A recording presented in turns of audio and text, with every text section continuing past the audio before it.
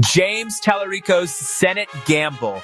Can a teacher turned preacher turn Texas purple, Joe? Yeah, in Pulse News analysis, when Texas State Representative James Talarico announced his run for the U.S. Senate in 2026, it didn't sound like the usual Democratic pitch. He didn't frame it as it says left versus right. He framed it as top versus bottom. That phrase, along with his calm charisma and classroom to Capitol backstory, has propelled him from an Austin area teacher to one of the most talked about Democratic voices in the state. But is that enough to break the Republican stronghold on Texas politics? Let's break down what his campaign means, why he matters, and how this race could shape the future of Democratic strategy in America's biggest red state, from the classroom to the campaign trail. James Talarico isn't your typical political climber. A former public school teacher and education reform advocate, he entered Texas politics in 2018, a year when Democrats made small but meaningful inroads across the state. He flipped a Republican-leaning district outside Austin, becoming one of the youngest members of the Texas House. His background, teacher, nonprofit worker, seminary student, instantly set him apart in a legislature dominated by lawyers and businessmen. His early speeches in the Texas House of Representatives went viral for their tone and thoughtfulness. Instead of partisan talking points, Talarico talked about justice, compassion, and the moral imagination of politics. Clips from the House floor spread across TikTok and X, formerly Twitter, gaining him a national following that most state legislators can only dream of. Then came his high-profile appearance on the Joe Rogan Experience, where he discussed faith, power, and inequality. That single interview introduced him to millions of politically mixed listeners, from progressives to independents and even libertarian-leaning conservatives. Suddenly, Talarico wasn't just a local name. He was a Democratic communicator with reach. The message, power, faith, and economic fairness. Talarico's message is simple but potent. America's real divide isn't left versus right, it's top versus bottom. He argues that both major parties have failed working people by allowing billionaires, corporations, and lobbyists to dominate policy making. In one of his most shared clips, he put it this way: 3 men, Elon Musk, Jeff Bezos, and Mark Zuckerberg, now own more wealth than 165 million Americans combined. They're using that wealth to rig the system, both parties, to keep power concentrated at the top. This framing gives Talarico space to appeal across ideological lines, where economic populism resonates with both progressives who want systemic reform and conservative voters who distrust Washington elites.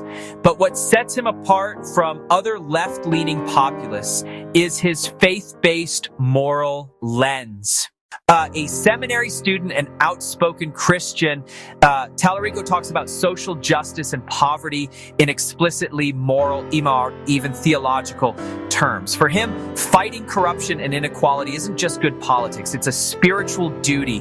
That approach could help Democrats reconnect with religious and Hispanic voters who feel culturally alienated by the party's more secular national tone.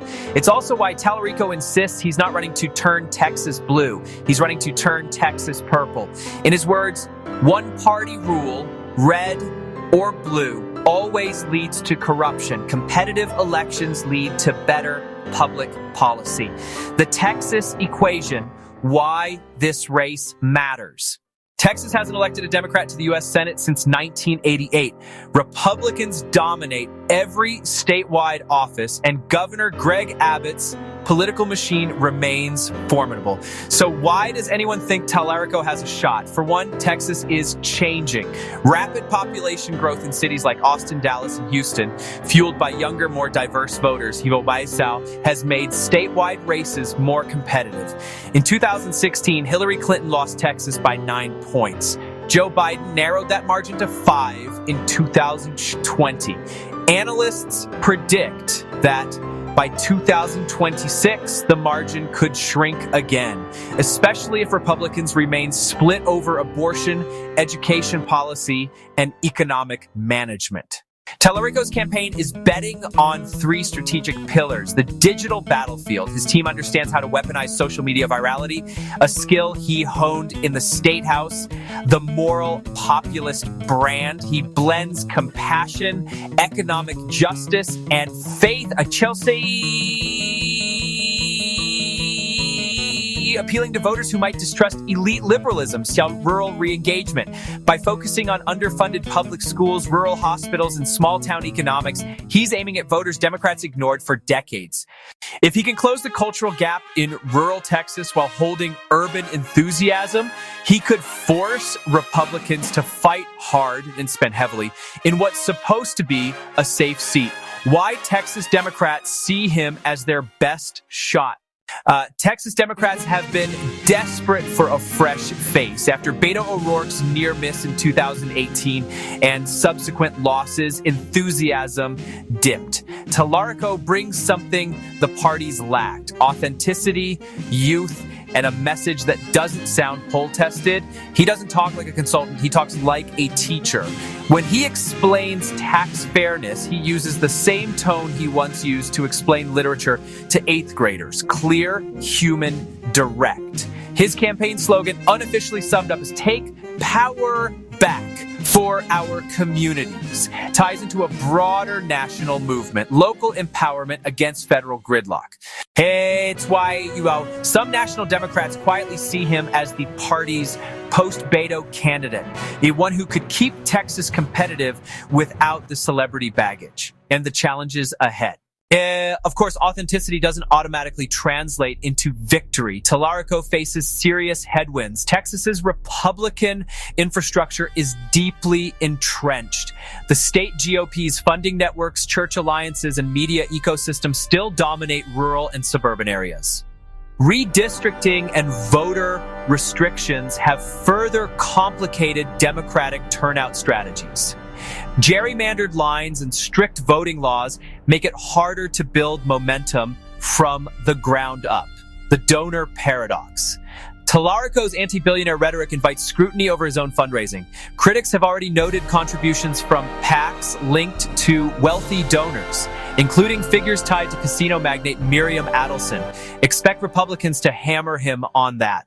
A crowded primary. Other Democrats, including Congressman Colin Allred and potentially Beto O'Rourke, could divide the vote or push Talarico out of the spotlight before he even reaches the general election. Still, Talarico's campaign has something most Democratic challengers in Texas haven't had for years: genuine momentum and national attention. The Hispanic vote and border politics. One of the sharpest points Talarico made in his MSNBC interview was about Hispanic voters along the Texas-Mexico border. In 2020, Donald Trump unexpectedly flipped several traditionally Democratic counties there. Yeah, some by double digits. Talarico's take is blunt. Democrats took South Texas for granted. Republicans came in with promises to lower costs and fight corruption. People listened, and we lost them. He says his campaign will treat Hispanic voters like swing voters, the not a guaranteed base. His strategy involves heavy engagement in the Rio Grande Valley with an emphasis on public safety, jobs, healthcare, and education, not just immigration rhetoric. By framing the conversation around shared economic pain rather than party loyalty, Talarico hopes to rebuild trust. If that works, it could reshape Democratic outreach nationwide. Education and the voucher fight. Few issues define Talarico's identity like public education. As a former teacher, he's made school funding his political North Star. He's one of the loudest critics of Governor Abbott's private school voucher plan, calling it a scam that steals from small town schools to pay for wealthy parents' tuition. In his telling, the voucher debate isn't about ideology, like it's about survival. Rural public schools are the beating heart of small town Texas, the Friday Night Lights culture that holds communities together. When funding is siphoned away, it doesn't just hurt classrooms, and it weakens entire towns. That message That could resonate well beyond the Democratic base. Many rural conservatives, too, are skeptical of vouchers and corporate interference in local education. This is where Talarico's teacher credibility gives him a unique advantage. Faith and politics, a delicate balance. Talarico's decision to openly talk about faith isn't accidental. He knows that for Democrats to compete statewide, they need to reconnect with culturally conservative voters who feel alienated by what they see as a values vacuum in national politics.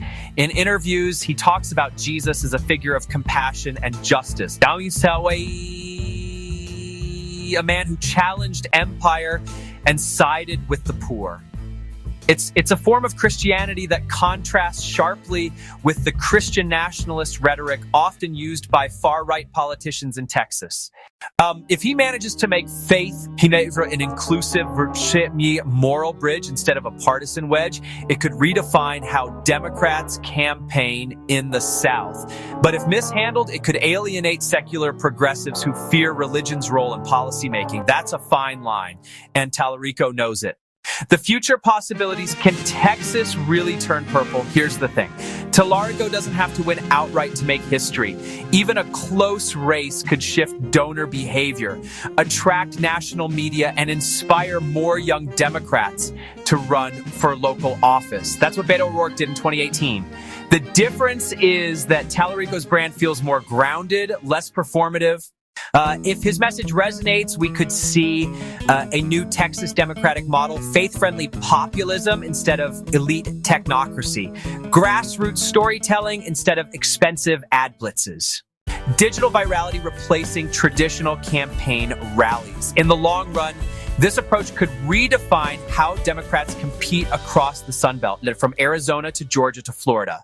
And even if Talarico loses the infrastructure his campaign builds, your new volunteers, young voters, Spanish language outreach, online organizing, could shape Texas politics for the next decade. You're right. The Pulse News bottom line, James Talarico isn't promising a revolution. He's promising a reset, one that starts with humility, community, and honesty about power. His campaign won't be easy. Texas remains one of the toughest battlefields in American politics. But his ability to talk about economics and morality in the same breath without sounding preachy or fake makes him one of the most compelling Democratic figures to watch heading into 2026. Whether Texas turns blue, purple, or stays red, one thing's clear. Talarico's voice is changing how Democrats talk about faith, fairness, and the future of power in America.